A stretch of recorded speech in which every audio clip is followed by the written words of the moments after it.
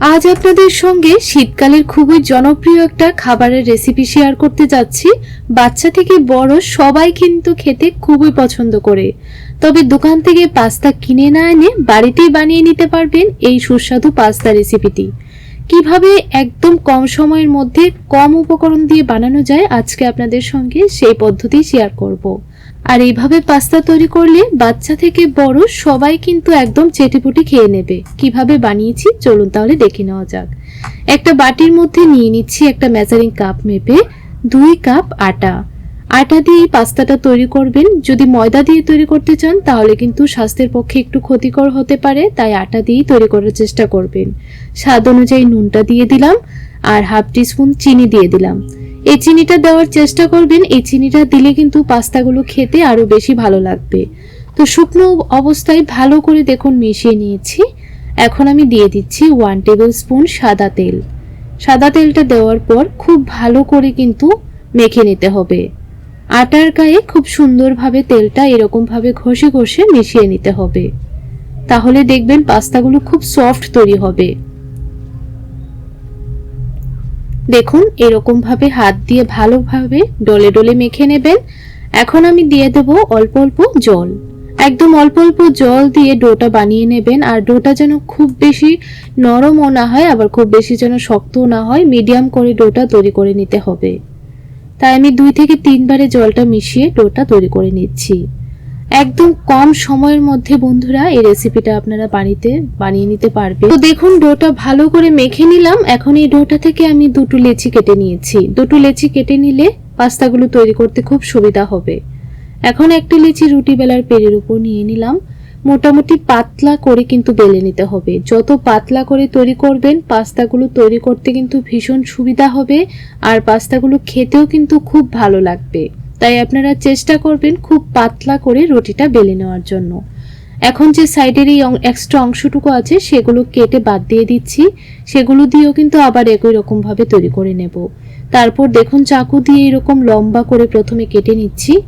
তারপর আমি এরকম ভাবে ছোট ছোট টুকরোর মতো কেটে নিচ্ছি। আপনারা একটু লক্ষ্য করলেই বুঝতে পারবেন যে কতটুকু ছোট বা বড় করে কাটতে হবে। তো এখন আমি আপনাদেরকে পাস্তাগুলো বানিয়েও দেখিয়ে দিচ্ছি। একদম সহজভাবে তৈরি করে নিতে পারবেন। দেখুন কত ইজিলি তৈরি হয়ে গেল। তো একই রকম ভাবে আমি আপনাদেরকে 3 থেকে 4টা পাস্তা তৈরি করে দেখিয়ে দিচ্ছি। দেখুন ঠিক এরকম ভাবে একটু মুখটা ভালো করে সিল করে দেবেন।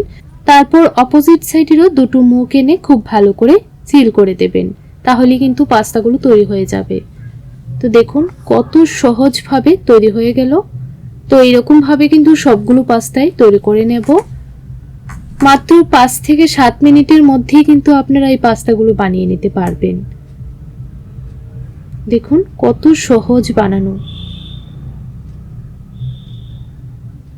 তো এইরকম ভাবে সবগুলো পাস্তা আমার তৈরি করা হয়ে গেছে।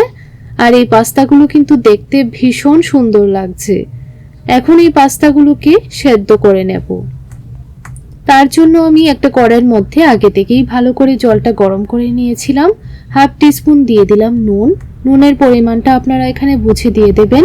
1 টিস্পুন দিয়ে দিলাম সাদা তেল। সাদা তেলটা এখানে অবশ্যই দেবেন, তাহলে পাস্তাগুলো একদম ঝরঝরে হবে। এখন এক এক করে পাস্তাগুলো দিয়ে দিচ্ছি।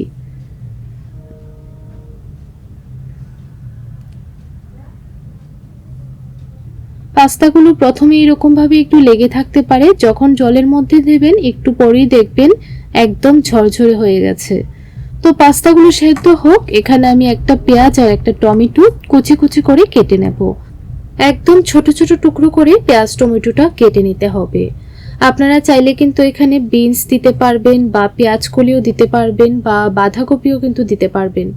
আপনাদের পছন্দ অনুযায়ী আপনারা এখানে যে কোনো সবজি অ্যাড করতে পারবেন। ক্যাপসিকাম, গাজর, মটরশুঁটি সব ধরনের সবজি কিন্তু অ্যাড করতে পারবেন। এখন তো শীতকাল চলছে, শীতকালে কিন্তু অনেক বেশি পরিমাণে বাজারে শাকসবজি পাওয়া যায়। তো আপনারা যদি চান আরো অনেক ধরনের ভেজিটেবল ইউজ করে এই পাস্তাটা তৈরি করবেন তাহলেও কিন্তু বানাতে পারবেন। তো দেখুন পেঁয়াজ আর টমেটো কাটা হয়ে গেছে। এখন অল্প একটু আদাও গ্রেট করে নিয়ে নিলাম। এখন আমি এই সবজিটা সাইড করে রেখে দেব। অন্যদিকে কিন্তু পাস্তাটা খুব ভালো করে সেদ্ধ হয়ে গেছে। দেখুন প্রায় 5 থেকে 6 মিনিট সময় নিয়ে পাস্তাটা সেদ্ধ করে নিয়েছি। তার চেয়ে কিন্তু আর বেশি সেদ্ধ করতে হবে না। প্রায় 6 মিনিটের মতো সেদ্ধ করে নিলেই কিন্তু চলবে। তো এখন আমি এই পাস্তাগুলোকে এরকম একটা ছিদ্রযুক্ত থালার উপর জলটা ছেঁকে নিলাম। কড়াইটা ধুয়ে ভালো করে এই জলটা পাস্তাগুলোর উপর দিয়ে দিলাম। এরকম ভাবে ঠান্ডা জল দিয়ে পাস্তাগুলোকে একটু ধুয়ে নেবেন, তাহলে দেখবেন পাস্তাগুলো একদম ঝরঝরে থাকবে। দেখুন ঠিক এইরকম ভাবে কিন্তু ঝরঝরে হবে। এখন এই পাস্তাগুলোকে সাইড করে রেখে দেব। কড়াইটা আবারও ধুয়ে চুলার উপর বসিয়ে দিলাম। 1 চামচ দিয়ে দিলাম সাদা তেল। তেলটা ভালো করে গরম করে নেব। তারপর এখানে আমি কেটে রাখা পেঁয়াজগুলো দিয়ে দেব। এখন এই পেঁয়াজগুলোকে হালকা একটু ভেজে নেব, খুব বেশি লাল করে ভাজতে হবে না, মোটামুটি একটু সফট হয়ে গেলেই কিন্তু চলবে। এইভাবে আপনারা একদিন হলো পাস্তা রেসিপিটা বাড়িতে বানিয়ে খাবেন, দেখবেন বাচ্চা থেকে বড় সবাই খেতে কিন্তু ভীষণ পছন্দ করবে আর আপনাদেরকে প্রায় দিন বানিয়ে দেবার জন্য রিকোয়েস্ট করবে। শীতকালে তো আমরা এরকম চটপটা খাবার খেতে কিন্তু ভীষণ পছন্দ করি, তো এইভাবে আপনারা একদিন হলো বানিয়ে দেখবেন। তো মাঝখানে আমি আদা আর কাঁচা লঙ্কা দিয়ে দিয়েছিলাম। আদা আর কাঁচা লঙ্কা কুচিটা দেওয়ার পর ভালো করে নাড়াচাড়া করে মিশিয়ে নিয়েছিলাম। এখন টমেটো কুচিটাও দিয়ে দিয়েছি, অল্প একটু রসুন গ্রেট করে দিয়ে দিলাম। তো সবগুলো উপকরণই ভালো করে কিন্তু দেখুন কষিয়ে নিয়েছি। যখন দেখবেন একটু সফট হয়ে গেছে তখনই দিয়ে দেবেন টমেটো সস। এখানে আমি প্রায় 3 টেবিল স্পুনের মতো টমেটো সস দিয়ে দিলাম। আপনারা যদি আরেকটু বেশি খেতে চান তাহলে বেশি করে দিতে পারেন। 1 টিস্পুন দিয়ে দিলাম সয়া সস আর অল্প একটু দিয়ে দিলাম নুন। যেহেতু সসের মধ্যে অনেকটা পরিমাণ নুন থাকে তাই নুনের পরিমাণটা কিন্তু আপনারা এখানে বুঝে দেবেন। আর পাস্তা সেদ্ধ করার সময়ও কিন্তু আমি নুন দিয়েছিলাম আর পাস্তার আটাটা মাখার সময়ও কিন্তু নুন ব্যবহার করেছিলাম। তো অল্প একটু হলুদের গুঁড়ো দিয়ে ভালো করে নাড়াচাড়া করে প্রায় 2 মিনিট সসটাকে রান্না করে নিয়েছি। এখন আমি সেদ্ধ করে রাখা পাস্তাগুলো দিয়ে দিলাম। পাস্তাগুলো দেওয়ার পর ভালো করে কিন্তু মিশিয়ে নেব। এরকম ভাবে প্রায় 2 থেকে 3 মিনিট রান্না করে নিলেই কিন্তু আমাদের পাস্তা একদম তৈরি হয়ে যাবে। তার আগে আমি একটা সিক্রেট মশলা এখানে ব্যবহার করব। এটা দেওয়ার কারণে কিন্তু পাস্তাটা খেতে ভীষণ ভালো লাগবে। তো দেখুন এই সিক্রেট মশলাটা হলো গিয়ে ম্যাগির ম্যাজিক মশলা। এই ম্যাজিক মশলাটা অবশ্যই আপনারা ব্যবহার করবেন, তাহলে দেখবেন পাস্তাটার টেস্ট আরো বেড়ে যাবে। তো দেখুন একদম তৈরি হয়ে গেল গরম গরম চটপটা পাস্তা।